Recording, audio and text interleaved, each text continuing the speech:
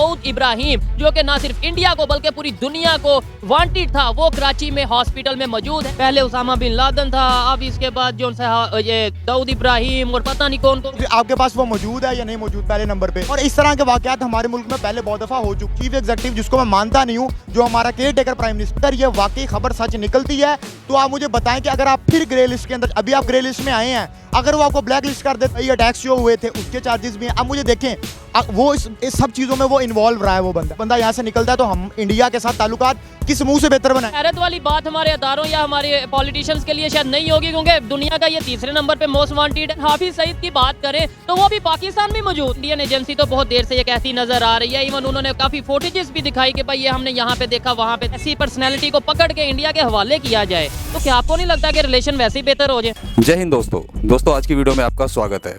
आज की वीडियो होने वाली है दाऊद इब्राहिम के बारे में। आपने सोशल मीडिया में सुना होगा कि दाऊद इब्राहिम पाकिस्तान में है और उसको जहर दिया गया है, वो कराची के एक हॉस्पिटल में है। तो देखिए पाकिस्तानी जनता ने उसके बारे में क्या कहा और पाकिस्तानी मीडिया इसके बारे में क्या बोलती है। दाऊद इब्राहिम की खबर जंगल में आग की तरह फैल। सोशल मीडिया पे हमें ये चीज देखने को मिल रही है कि दाऊद इब्राहिम, जो कि ना सिर्फ इंडिया को बल्कि पूरी दुनिया को वांटेड था, वो कराची में हॉस्पिटल में मौजूद है। किसी ने उसे जहर दिया है। क्या कहना चाहेंगे? आज पूरी दुनिया में ये बात हो रही है जी। पहले उसामा बिन लादेन था, अब इसके बाद जो ये दाऊद इब्राहिम और पता नहीं कौन कौन से नाम है जो पाकिस्तान में मौजूद है। क्या कहना चाहेंगे? अगर तो ये अभी तक कंफर्म न्यूज़ नहीं है, हमारी किसी भी इदारे ने इसको कंफर्म नहीं किया, तो सबसे पहले हमारे इदारों को चाहिए कि वो इसको कंफर्म करें या डिनाई करें या एक्सेप्ट करें। आपके पास वो मौजूद है या नहीं मौजूद पहले नंबर पे। और दूसरे नंबर पे अगर ये बात वाकई सच निकलती है और वो बंदा वाकई पाकिस्तान के अंदर मौजूद है, तो मुझे बताएं कि हमारी फॉरेन पॉलिसी के ऊपर और हमारे इंटरनेशनल रिलेशंस के ऊपर क्या इंपैक्ट पड़ेंगे। और इस तरह के वाकयात हमारे मुल्क में पहले बहुत दफा हो चुके हैं कि एबटाबाद के अंदर एक बंदा था, उसामा बिन लादेन था उसका नाम, ठीक है, उसको अमेरिका ने आके पकड़ लिया था मार के, उसके बाद वो चले गए। तो उसके बाद हमारी एजेंसीज और हमारे इदारों को कुछ पता ही नहीं था कि हमारे। इधर यहाँ पे ये चीज क्लियर करना चाहता हूँ कि तब भी हम यही कहते नजर आते थे कि भाई उसामा बिन लादेन पाकिस्तान में मौजूद नहीं है। और जब वो सारी कार्रवाई की गई, वो सारा जो को किया गया,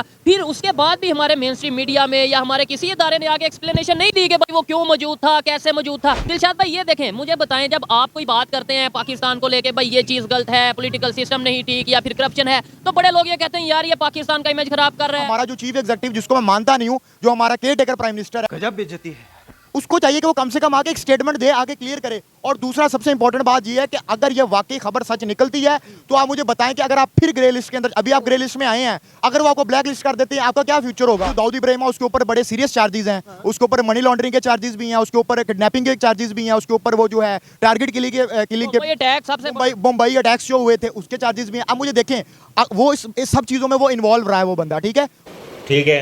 और हमें चाहिए कि हम उसको, अगर हमारे पास वो मौजूद है तो हम उसको उनके हवाले करें, नहीं बल्कि इबरत का निशान बनाए, क्योंकि इंसानियत का कातिल है ना वो। अगर वो बंदा यहाँ से निकलता है तो हम इंडिया के साथ ताल्लुकात किस मुंह से बेहतर बनाएंगे। तो आप इसका क्या इमेज दे रहे हैं पाकिस्तान का अगर वो बंदा यहाँ से निकलता है? नहीं, कोई बड़ी हैरत वाली बात हमारे अदारों या हमारे पॉलिटिशियंस के लिए शायद नहीं होगी, क्योंकि दुनिया का ये तीसरे नंबर पे मोस्ट वांटेड है। मोस्ट वांटेड पहले नंबर वाला भी यहाँ से पाया गया, तू समझा? फिर नंबर 3 भी खबरों के मुताबिक यहाँ पे मौजूद है। और भी बहुत से नाम है जो हम इस तरीके से, जाहिर बात है, जब इवन हाफिज सईद की बात करें तो वो भी पाकिस्तान में मौजूद है। इंटरनेशनल लेवल पे दुनिया को ये बताया जाता है कि हमने जेल में कैद रखा है, ठीक है। पब्लिक को ये बताया जाता है कि ये भाई हमारे जो से बहुत बड़े मुजाहिद हैं, बहुत बड़े लीडर हैं। क्या ये देखें, इससे पब्लिक का भी नुकसान नहीं है, मेरा आपका इन बच्चों का नुकसान नहीं है? अब हाफिज सईद है या 2-3-4 नाम आपके पास जितने भी हैं, जितने भी नाम है, वो नाम लेना नहीं चाहता मैं, उनको आप क्लियर कट करें कि यार ये टेररिस्ट हैं, मुजाहिद हैं, हमारे लॉयल बंदे हैं, जो भी है आप उनको क्लियर कट करें। और वही जो फॉरेन पॉलिसी आप वो वाजिया करें लोगों के सामने। ये ऐसा मत करें, देखिए इससे आपका जो इमेज है वो इंटरनेशनल दुनिया के अंदर बहुत ज्यादा खराब हो रहा है। मजाक है ये? जो भी इंसान दुनिया के अंदर किसी इंसान को नुकसान पहुंचाता है, चाहे वो किसी भी कंट्री से बिलोंग करता है, किसी भी मजहब से बिलोंग करता है, आपकी उसके साथ कोई हमदर्दी नहीं होनी चाहिए, ठीक है। आप उसके खिलाफ बात करें, कम से कम अपने मुल्क का स्टांस बेहतर करें। पाकिस्तान में अगर दाऊद इब्राहिम मौजूद है, ठीक है, और ये देखें, ये इंडियन एजेंसी तो बहुत देर से ये कहती नजर आ रही है, इवन उन्होंने काफी फुटेजेस भी दिखाई कि भाई ये हमने यहाँ पे देखा, वहाँ पे देखा। वो ये बताएं, वही अगर ऐसी पर्सनैलिटी को पकड़ के इंडिया के हवाले किया जाए तो क्या आपको नहीं लगता कि रिलेशन वैसे ही बेहतर हो जाए? मैं तो कहता हूँ कि अगर ये इकदाम उठा लिया जाए तो हमारे रिलेशन बहुत बेहतर हो सकते हैं। और दूसरे नंबर पे ये हमारी नंबर 1 एजेंसी नहीं है, नंबर 1 एजेंसी है। इनका काम सिर्फ और सिर्फ, मैं उस तरफ जाना नहीं चाहता, इनका काम सिर्फ और सिर्फ लोगों को ब्लैकमेल करना है, उनकी वीडियोस बनाना है। आप जो दावा करते रहे पिछले 40 साल से, तो हम सुन रहे हैं कि नंबर 1 एजेंसी, नंबर 1 एजेंसी। जब एबटाबाद के अंदर ऑपरेशन हो रहा था, आपकी नंबर 1 एजेंसी किधर थी? ये तो धोती खोल रहा है। अभी अगर वो बंदा इस तरह मौजूद है तो आपकी नंबर 1 एजेंसी किधर है?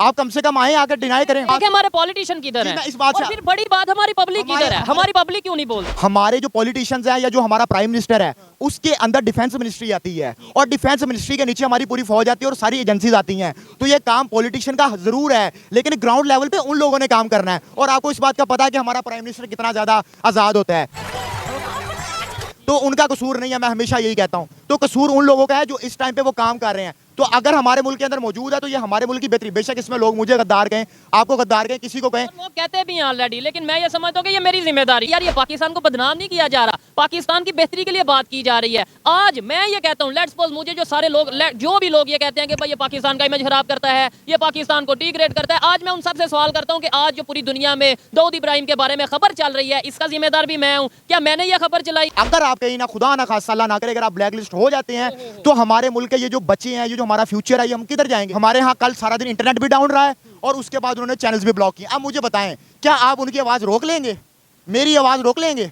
किसी शोएब भाई या दुनिया के अंदर जितने भी लोग हैं, आजकल के दौर में आप किसी की आवाज नहीं रोक सकते। 65 की वार अब मैं कारगिल पे खोलना नहीं चाहता। कारगिल के ऊपर 4 लोगों ने मिलकर जंग का प्लान किया और हमारा चीफ एग्जीक्यूटिव जो हमारा प्राइम मिनिस्टर उस टाइम नवाज शरीफ था, उसको पता ही नहीं था। रात को वो प्राइम मिनिस्टर था, सुबह उसे तैयार हाईजैकर बना दिया था। बिल्कुल ये बात इन्होंने ठीक है, जो पढ़ी लिखी पब्लिक है वो जंग नहीं जाती। अदरवाइज आपने मेरी कल की वीडियो देखी होगी जिसमें मैं थोड़ा कॉमन पब्लिक में गया, जो इतने एजुकेटेड नहीं थे, उधर जाके लोगों से पूछा कश्मीर के लिए क्या करेंगे। उन्होंने कहा 300 छोड़ के 500 क्या 1000 जंग भी करेंगे, जज्बा बहुत है, ये चीजें हैं। ये दरअसल उनका भी मैं समझता हूँ कसूर नहीं है, ये कसूर है हमारे मीडिया का, जो चीजों को दिखाता नहीं, रियलिटी को क्लियर नहीं करता, हिस्ट्री के बारे में बताता नहीं है, ये नहीं बताता कि पहले जो 3 दफा हमने कारनामे किए हैं उनका हमें कितना फायदा या कितना नुकसान हुआ, ये सारी चीजें हैं। तो दोस्तों देखा आपने पाकिस्तान के लोगों का क्या कहना था, पाकिस्तानी मीडिया इसके बारे में क्या कहती है, पाकिस्तान सरकार इसके बारे में कोई खुलासा कर नहीं रही।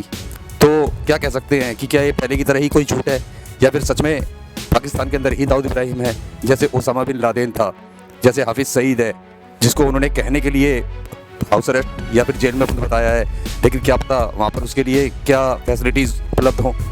तो आप ही फैसला करके बताएं कि क्या दाऊद इब्राहिम को सच में जहर दिया गया है या फिर ये खाली एक पहले की तरह मनगढ़ंत कहानी है। दोस्तों फैसला करें और बताएं कि ये क्या है और कहीं ये भारत को कोई धोखा देने की कोई साजिश तो नहीं। जय हिंद, जय भारत।